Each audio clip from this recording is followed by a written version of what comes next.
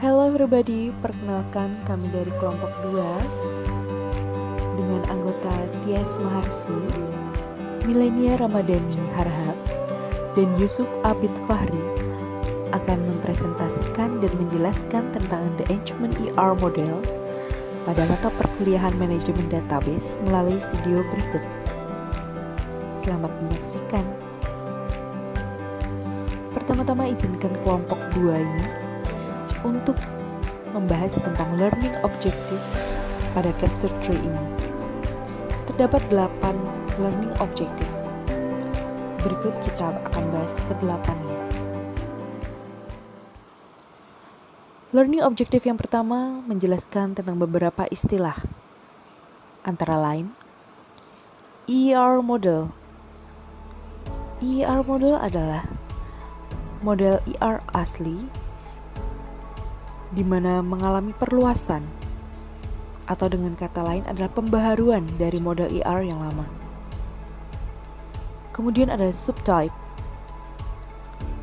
Subtype adalah pengkhususan dari supertype, dan supertype adalah suatu entitas yang bersifat umum.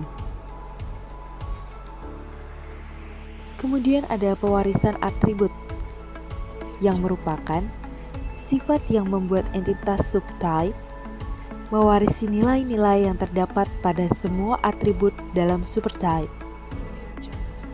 Kemudian ada generalization. Generalization ini adalah proses perancangan yang bersifat bottom up dalam pembuatan entitas yang bersifat umum, dimulai dari tipe-tipe entitas yang bersifat khusus. Kemudian ada specialization. Specialization ini proses perancangan yang bersifat top down.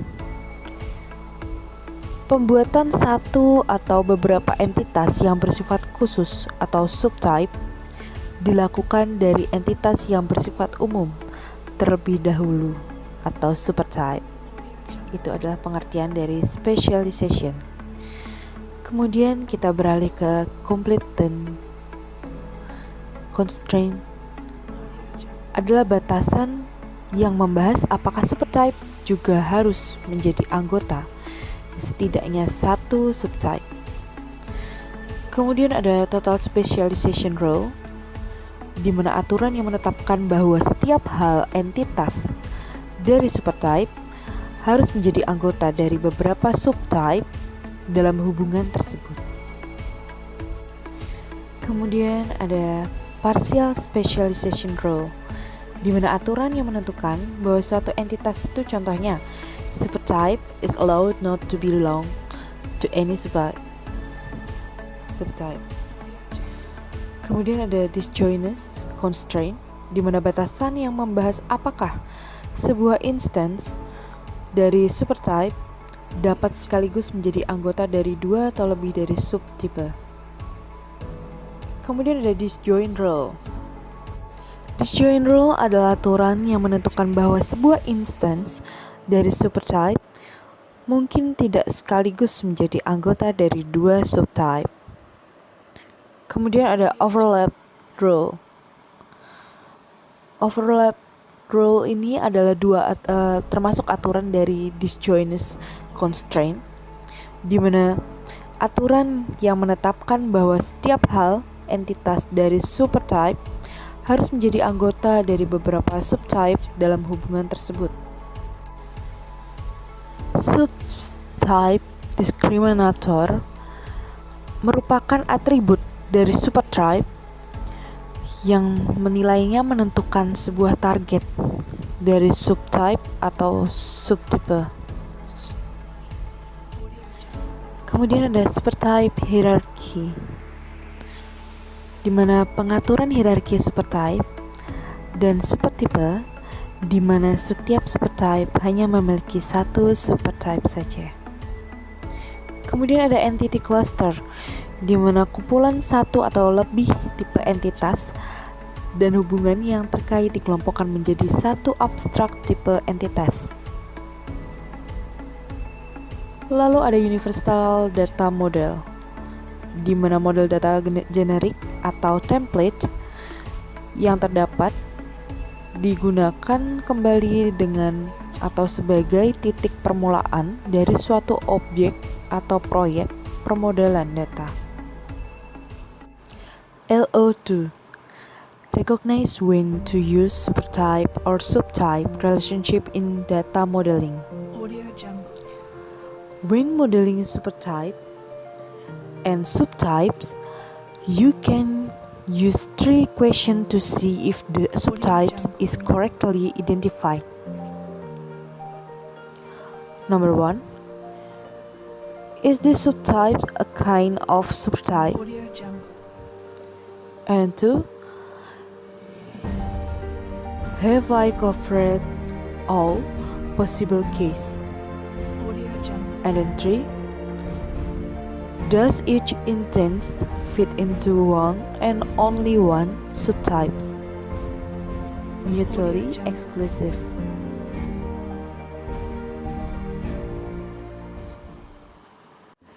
Sebenarnya untuk memahami supertypes and subtypes itu bisa dilihat dari di dunia nyata.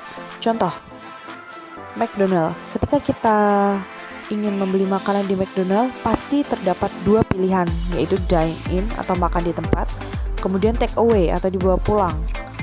Sama halnya seperti kita ingin men-check out keranjang kita di aplikasi Shopee.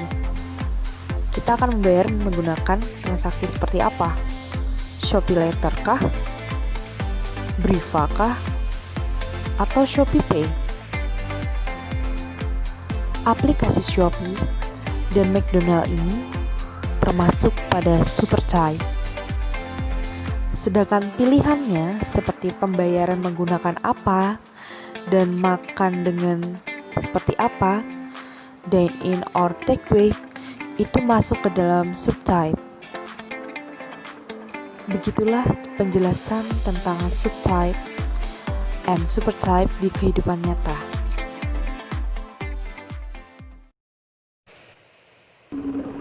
Yaitu LO ketiga, gunakan spesialisasi dan generalisasi sebagai teknik untuk menentukan hubungan supertipe atau subtipe. Yang pertama, generalisasi. Gambar ini adalah contoh dari generalisasi. Terdapat 3 tipe entitas, yaitu mobil, truk, dan sepeda motor. Ketiga tipe entitas ini memiliki sejumlah atribut yang sama, yaitu ID kendaraan sebagai pengenal, nama kendaraan, harga, dan perpindahan mesin. Fakta ini menunjukkan bahwa masing-masing dari 3 jenis entitas sebenarnya adalah versi dari jenis entitas yang lebih umum. Tipe entitas yang lebih umum ini dinamai kendaraan bersama dengan hubungan supertipe atau subtipe yang dihasilkan ditunjukkan pada gambar B atau yang di bawah. Entitas mobil memiliki atribut khusus, yaitu tidak ada penumpang, sedangkan truk memiliki 2 atribut khusus, yaitu kapasitas dan jenis kabin. Dengan demikian, generalisasi mengelompokkan tipe entitas bersama dengan atribut umum mereka pada saat yang sama mempertahankan atribut khusus yang khas untuk setiap subtipe. Jenis entitas sepeda motor sengaja disertakan dalam hubungan karena tidak memenuhi ketentuan untuk subjenis yang sebelumnya. Perbandingan gambar A dan B, atribut sepeda motor adalah satu-satunya atribut yang umum untuk semua kendaraan, tidak semua khusus. Selain itu, sepeda motor tidak memiliki hubungan dengan tipe entitas lain, jadi tidak perlu membuat subtipe sepeda motor.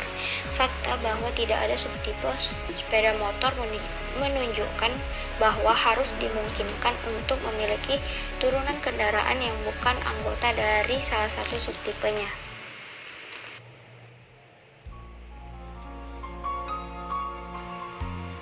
Selanjutnya yaitu spesialisasi.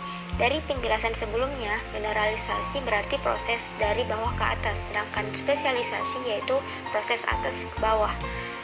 Setiap subtipe dibentuk berdasarkan beberapa karakteristik yang membedakan, seperti atribut atau hubungan yang khusus untuk subtipe tersebut. Berikut ini adalah merupakan gambar contoh dari spesialisasi.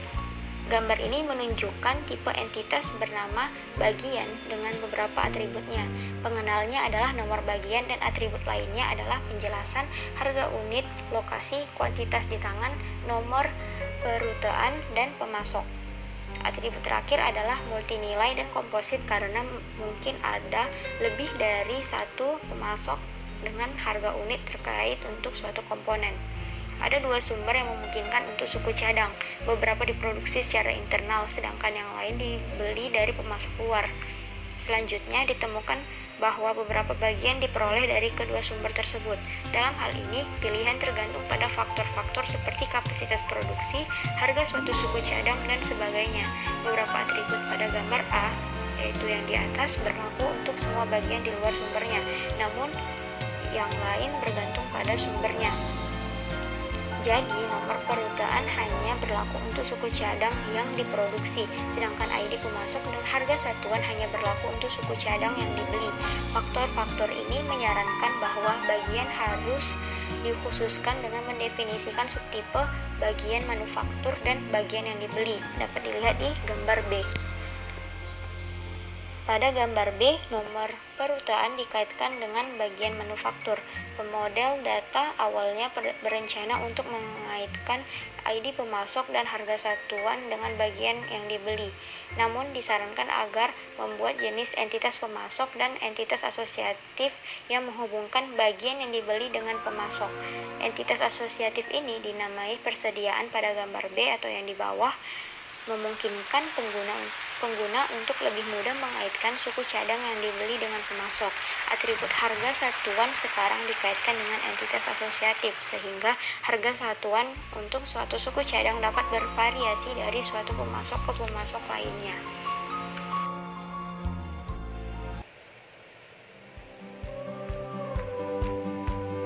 Selanjutnya, masuk ke LO4, yaitu tentukan batasan kelengkapan dan batasan keterputusan dalam pemodelan hubungan supertipe atau subtipe.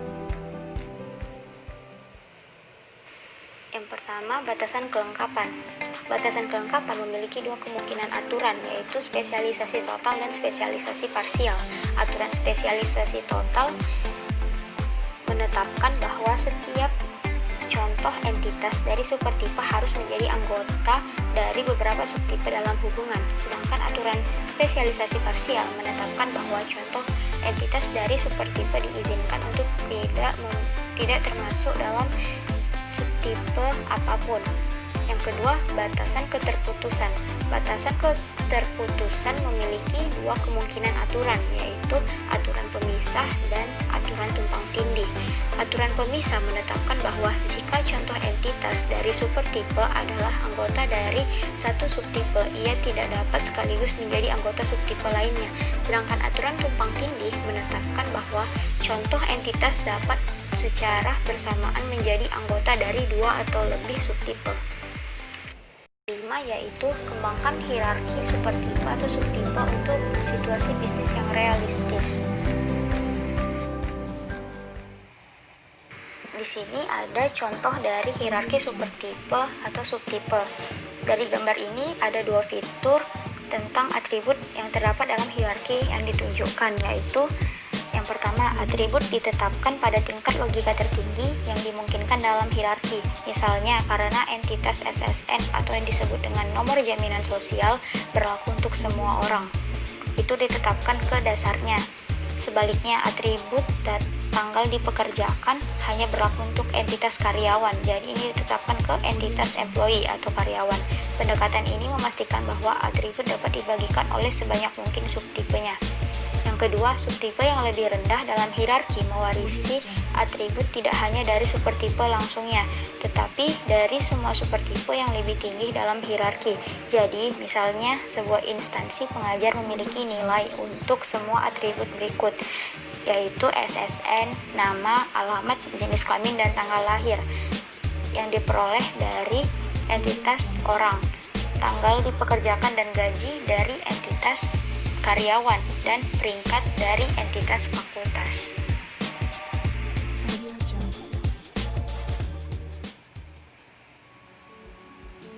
Selanjutnya itu contoh spesialisasi. Bagian 1 itu deskripsi, bagian 2 kreatif di tangan, bagian 3 lokasi, bagian 4 nomor pemasok, ID pemasok, dan harga satuan. Data tersebut berlaku untuk semua bagian terlepas dari sumbernya, namun yang lain bergantung pada narasumbernya. Jadi nomor perurutan hanya berlaku untuk suku cadang yang diproduksi, sedangkan ID pemasok dan harga satuan hanya berlaku untuk suku cadang yang dibeli. Bagian ini termasuk juga dengan bagian spesialisasi. Pada gambar tersebut, nomor perurutan dikaitkan dengan bagian manufaktur. Pemodel data awalnya berencana untuk mengkaitkan ID pemasok dan harga satuan dengan bagian yang dibeli. Namun, dalam diskusi lebih lanjut dengan pengguna, pemodel data menyerahkan agar mereka membuat jenis entitas supplier dan entitas asosiatif yang menghubungkan purchasing part dengan supplier. Entitas asosiatif ini memungkinkan pengguna untuk lebih mudah mengingatkan suku cadang yang dibeli pemasok mereka. Perhatian bahwa atribut harga satuan sekarang telah dikaitkan dengan entitas asosiatif, sehingga harga satuan untuk suatu bagian dapat berbeda dari satu pemasok ke pemasok lainnya. Dalam contoh ini, spesialisasi telah mengizinkan representasi yang disukai dari domain masalah.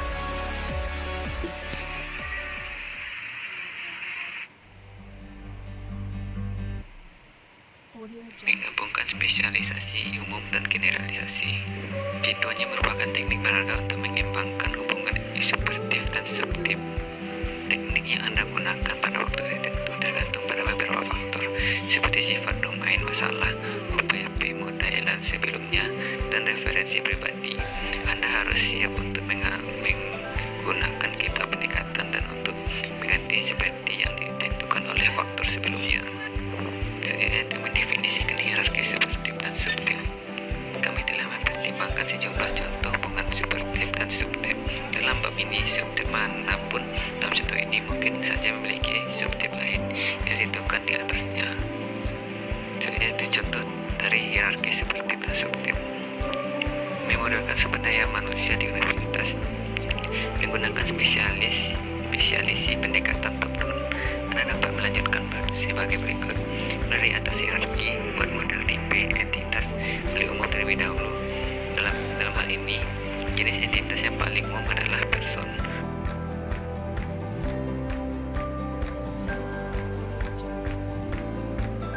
Selanjutnya itu menentukan batasan kelengkapan.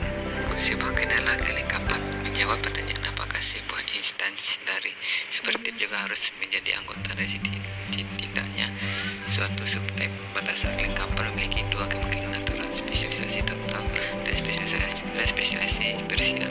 Itu aturan spesialisasi total menentukan bahwa setiap instansi harus menjadi anggota beberapa subtype. Dalam hubungan itu, aturan spesialisasi parsial menentukan bahwa contoh entitas dari superatif diperbolehkan bukan milik superatif apapun. Selanjutnya itu menentukan kendala keterputusan. Kendala keterputusan membahas apakah sebuah instansi dari superatif dapat secara bersamaan menjadi anggota dari dua atau lebih superatif.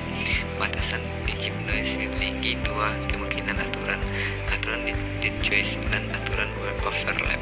Aturan pemisah menetapkan bahwa jika entitas dari subtype adalah anggota dari suatu subtype, dia tidak dapat sekaligus menjadi anggota subtype lain.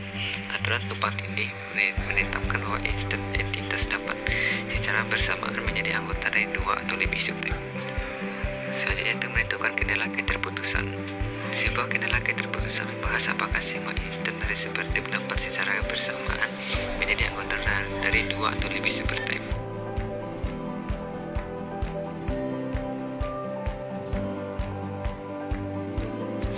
Aturan spesialisasi total. Perkenalkan notasi untuk spesialis total. Dalam contoh ini, aturan bisnis adalah sebagai berikut. Seorang pasien harus rawat jalan atau pasien residen. Sana tidak ada jenis pasien lain di rumah sakit ini. Spesialisasi total ditunjukkan oleh garis ganda yang memanjang dari tipe entitas pasien ke lingkaran. Dalam contoh ini, setiap kali contoh baru presidensial masuk ke dalam superatif, contoh terakhir dimasukkan ke dalam pasien atau presiden sabar.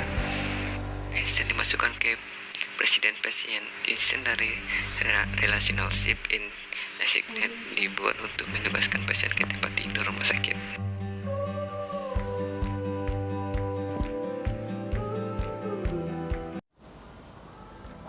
Baiklah, tiba kita di penghujung presentasi kelompok 2 pada hari ini. Kami mengucapkan terima kasih telah menyaksikan video pembelajaran dari kelompok kami. Dan sekaligus kelompok 2 memohon maaf apabila terdapat salah kata ataupun tutur kata kami yang kurang berkenan. Selebihnya, semoga video yang telah kami sajikan dapat menambah ilmu baru bagi kita semua. Sampai jumpa lagi di lain kesempatan.